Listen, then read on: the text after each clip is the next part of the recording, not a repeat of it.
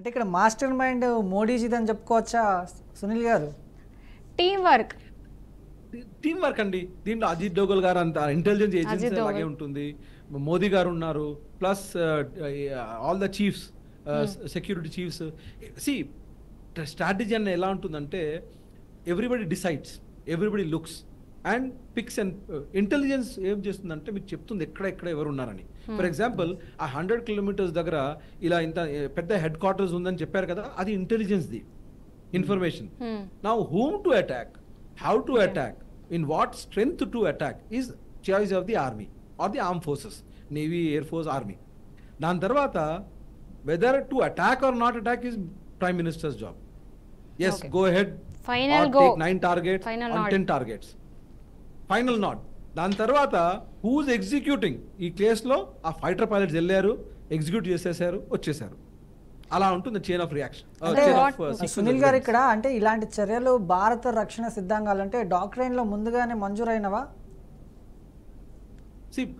మాకు year through the year war game నడుస్తూనే ఉంటుందండి. జనరల్ ఎలా ఉంటుందంటే ఒక టిపికల్ సోల్జర్ లైఫ్లో 2 years ఫీల్డ్ ఏరియాలో అంటే బార్డర్ ఏరియాస్లో 2 years పీస్ స్టేషన్ అంటాం. అంటే ఇప్పుడు హైదరాబాద్ ఒక పీస్ స్టేషన్ మీరు చూస్తుంటారు, మేదీపట్నంలో డిఫెన్స్ కాలనీ ఏరియాలో ఉంటారు. అంటే మేము ఇక్కడ ఉన్న మనకు ఒక థియేటర్ ఉంటుంది. అంటే ఈ ఒకవేళ వార్ అయితే మీరు ఇక్కడ వెళ్ళి ఫైట్ చేయాలా. జనరల్లీ టిపికలీ మన హైదరాబాద్ అంటే రాజస్థాన్ ఈ ఏరియాస్లో మనం ఫైట్ చేయాలా. సో దానికి మనము డ్యూరింగ్ పీస్ స్టేషన్ ఆ 2 years మనం ఇక్కడ పీస్లో ఉంటాం కదా, పీస్ స్టేషన్లో ఉంటాం కదా, అప్పుడు ఈ పాసిబిలిటీస్ అంతా ఆల్రెడీ ప్లాన్డ్. ఆల్రెడీ ఇప్పుడు మీరు చూడండి, ఇప్పుడు ఈ రోజు పాకిస్తాన్ ఆల్రెడీ చెప్పారు కదా విల్ నాట్ ఎస్కలేట్ అని. That is bunkum. They will 100% 99.99 chances are there they will attack either tonight or tomorrow, next 48 hours lo they will do something.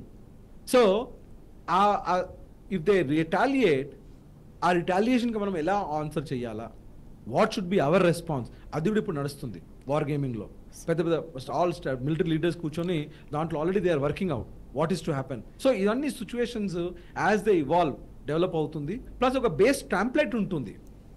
So again to give you cricket example, match start అయ్యే ముందు already cricket team plan చేస్తుంది కదా ఇలా ఉండాలని. ఒకవేళ plan change అయింది అనుకోండి, strategy change అవుతుంది అక్కడ. Same way in the military operations also ఒక బేసిక్ ప్లాన్ ఉంటుంది. దాని మీద depending on how the situation changes on the ground, plan A plan B, plan A plan B. Sir మీరు plan B. So మీరు BRK news through పబ్లిక్కి ఏమైనా చెప్పాలనుకుంటున్నారా? Because you told ఏమన్నారు అంటే ఏమైనా రిటాలియేషన్ అయ్యే ఛాన్సెస్ ఉన్నాయి అన్నారు. సో దాన్ని బట్టి పబ్లిక్కి అప్రమత్తంగా ఉండమని చెప్తారా? What do you want give any message to the public? Definitely అండి. ఒకటి, when ever they have this drills, mock drills, దాన్ని సీరియస్గా తీసుకోండి.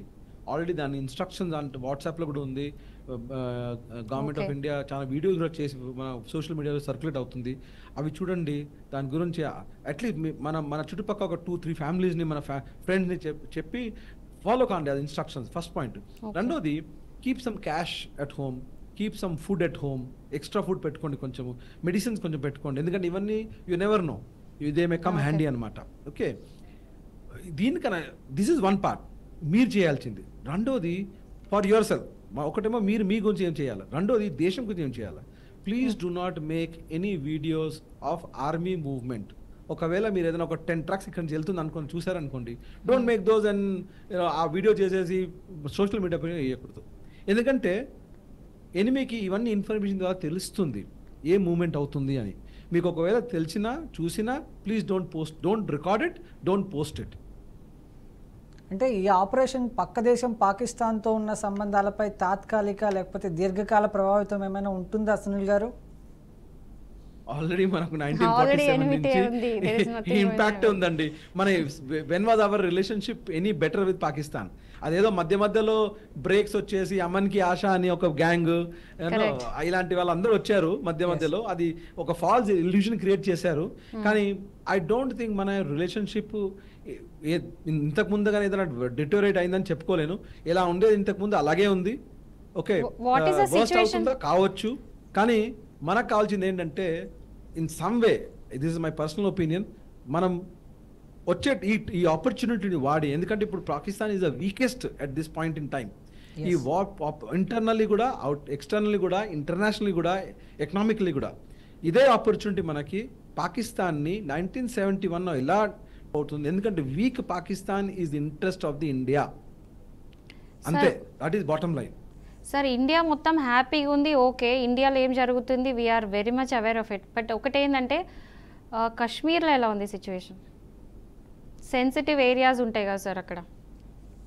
ఒకటి చెప్పాలంటే మీకు very good question. Military doctrines అని 2.5 ఫ్రంట్ వార్ అని ఒక డాక్ట్రైన్ ఉంది.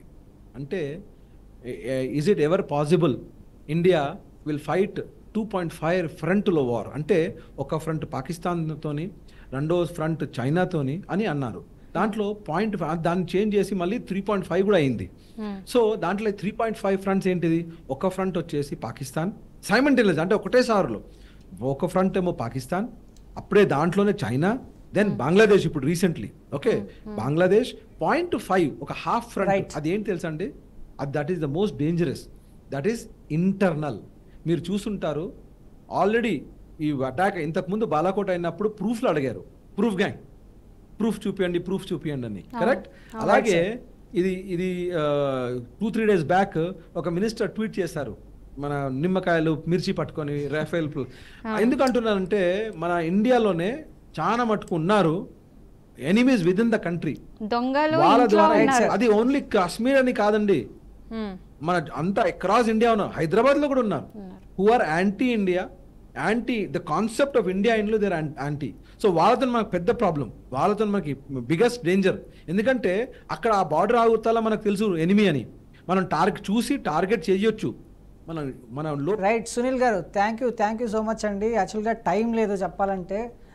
నాకు తెలిసి మీరు చెప్పినట్టు అంటే మాక్ డ్రిల్స్ జరిగినప్పుడు సందర్భంలో కానీ, లేకపోతే ఇంకా ఇతరత్ర చర్యలు తీసుకోవాల్సినప్పుడు కానీ, మీరు చెప్పింది మా బీఆర్కే ప్రేక్షకులు కానీ యావత్ భారతదేశంలో ఉన్నటువంటి ప్రజలకు కానీ అర్థమయ్యే విధంగానే ఉందనుకుంటున్నాను. అండ్ మాలతి గారు కూడా, మీరు కూడా థ్యాంక్ యూ సో మచ్ అండి. Thank you so much sir for coming here. And జై హింద్ సార్.